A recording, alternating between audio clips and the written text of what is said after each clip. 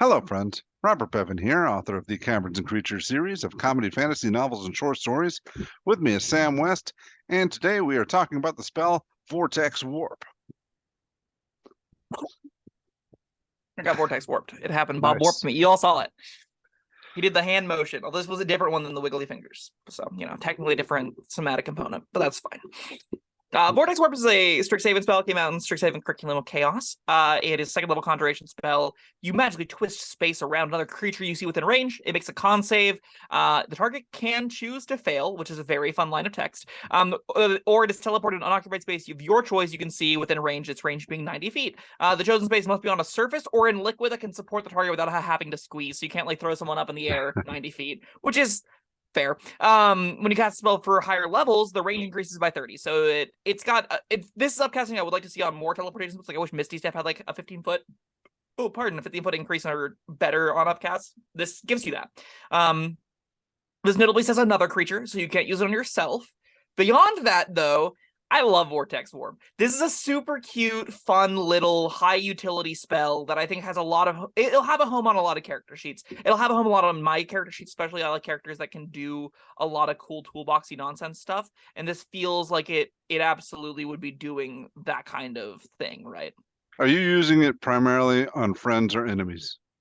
Both. I don't know. Okay. I think there's going to be more use cases where this will be an alley-oop for a buddy. I think there are going to be more instances where you're going to cast this on your barbarian and get them in the middle of the enemy backline. You're going to use this on your it takes your action, but still you're going to use this on a rogue to get them into a window up along this higher banisters on a roof somewhere, right? It's going to be an instantaneous way to get not necessarily just an advantageous position, but also a high utility, like a longer range Misty Step. It just can't be you. And I think that's pretty epic at the same time. I'm sure you have a dozen ideas of where you can put enemies to make this spell feel very fun. Throwing them off bridges is a really easy example, but no, you can't. Okay, sticking them on sheer ledges high up in the air, Yeah, right? that's if you happen to see one. I mean, that True. I don't know how often that's going to come into play. True. But I mean, yeah, even if you're just trying to get away, throw them on the roof of a tall building and run for it. Yep, Billy, that's you're 80 feet up. Good luck getting down. Yeah. You can also this doesn't say they can't go on traps. It doesn't say they can't go in a non-harmful liquid. So lava, fair game by me. You stick on top of some molten flamey goodness, and they're gonna have a bad time. Stick them in the wall fire, put them in the blade barrier. All of that works. The space has to be unoccupied, so blade barrier probably doesn't work for that. But fire and stuff, that counts. So yeah. That all is things you can do for enemies. Or save your barbarian a trip and put them right next to him. Mm-hmm. It's also nice, right? So this will often feel like a 180-foot teleport for some instances where you're like, oh, the barbarian is in way too deep. The paladin was an absolute dumbass and just decided that he could take on those 6, angry, growling drakes. Dove into a pit where no one else can get him out. And you go, Vortex Warp you and just throw you in the back of the room. And it'll feel like you boomeranged them out from, 80 feet below you to safety. That's a pretty nice use case for it.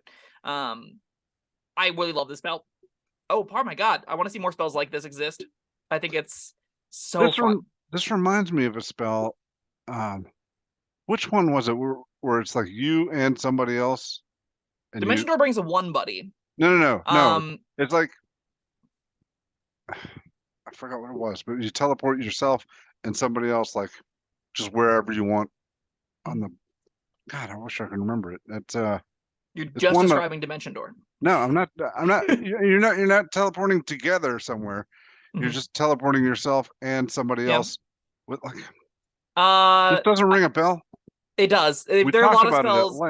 There are a bunch of spells that do let multiple people teleport. There's one spell, it just 6 creatures of your choice go to 6 spaces where you want within range. I don't remember, again, I can't remember the name of that spell off the top of my head, but that's another one from a supplement that's pretty cool. That feels in the same vein as this. Yeah. I like it too. It's I think I like it primarily for what you can do. The thing is, though, I like it for the enemies, but they get a saving throw for that. If using it for more utility stuff, it's always going to work. That's true. It's still, even for that chance of fail, it is relatively cheap once you get into the upper tiers, and that can be a really potent effect in the upper tiers, right? Imagine you're 80 feet out from the enemy spellcaster, and you're like, yoink, and now they're right next to the whole group and they just beat the crap out of them. That seems like a pretty good use case, right? There are going to be a couple moments where you're being able to just take someone and put them right where you want them is going to be powerful. It's also going to be the kind of thing where like maybe it's even like hostage situation circumstances, right? Where you know that the specific entity you would like to have be threatened and have near you, not be protected. That's a way to just have that happen. So there'll be a lot of instances where like negotiations are going south. You go, we're getting leverage here, leverage, and you just point at the princess that the enemy camp has captured, or that you're, the enemy princess of just like their nation. You can be like, this is ours. We're going to kill her if you don't do what we say. Be nice and evil about it, and have your own little, diplomatic tool for that. That's going to be fine. It's going to work pretty often against NPCs and low CR characters in situations even necessarily outside of combat. Yeah, that's another thing. You want to use a fireball on a group, but they have a hostage. Take out the hostage and yep. Then fireball them. Easy peasy. Step 1, step 2. What's not to love? Yeah, lots of good stuff about this one. It's not far step. Far step is whenever you get to move around a whole bunch. Right. I'm gonna be thinking about this for hours now. Well, you thought you had it for a second, but no. Yeah, but no. It's. I remember what I said about it. It's like being able to move pieces on the chessboard, but yours and your enemies. Yeah, it's. I think so. Like, a lot of combats aren't going to really care about this spell. In the way that you don't. In the same way that every battle map doesn't really care about Misty Step, but in the same way every battle map doesn't always care about Dimension Door, there are going to be some fights where you're like, yep, those are 6 giant hogs with angry tusks that are dead and are undead writhing around and trying to gore us. It doesn't matter where I put them, they're going to gore us. So it's not particularly, like throwing one 90 feet away isn't that useful compared to like the other saber dives you could do on it, and putting a buddy like somewhere. There's still a bunch of undead hogs that are trying to gore everybody. It's not that advantageous. It takes your action. There's better things to be doing with your action. There will still be a lot of fights, though, where it'll either be someone did something stupid, get them out of jail free, or our assassin is where the assassin wants to be, or, the enemy is now inside the tunnel of arrow traps and just getting absolutely skewered in their own dungeon. There are a lot of ways, I think, that this can find moments to shine really brightly. I like that about spells. I like when there are spells that not every use case is going to be amazing with this. You'll probably find regular times it'll be good, but there are some situations where it's bonkers. That's right where I think Vortex Warp lands, and it's also a teleportation spell, which are some of my favorites. All right, you got the hogs. Mm-hmm. Were these undead hogs you said? Yeah, sure. All right. I love just taking a concept and then just slapping 3 words onto it until it's an even more outrageous a fantasy concept. I'm just saying, what attracts the undead or undead hogs specifically? I was thinking like life.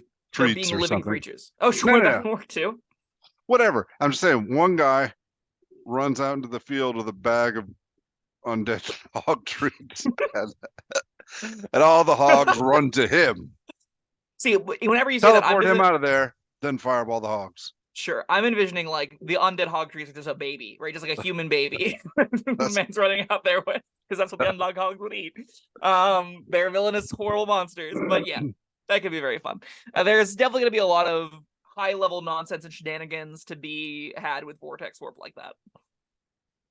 All right. Well, I mean, it's not a complicated spell. We're just coming up with silly uses now. That about covers it, yeah?